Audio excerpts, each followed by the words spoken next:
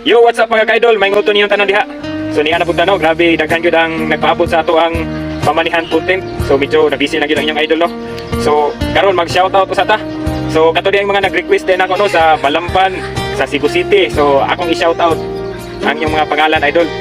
So mo ni shoutout dai ko ni Kim Alibio diha sa Punod, boundary sa Tagbao ug sa Tabunan, Cebu City. O si Ramsky Panilagan from Pundol, Balamban.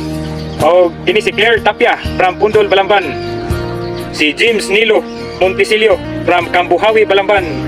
Maris Carmilotes Soroy-Soroy from Buanoy.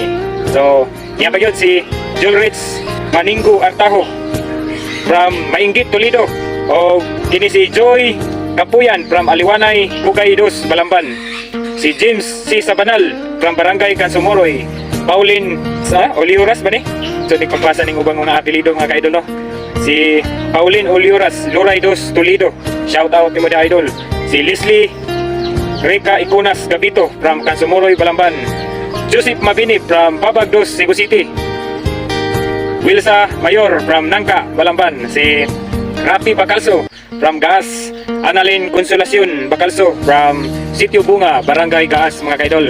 Kini akong wife si Irene Argenti from Gaas. Shout out ni mo dia.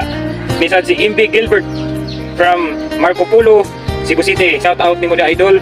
James Requiso from Amaga, Balamban. Si Maribit Lugay from Balamban proper. Oh, shout out ni mo dia idol.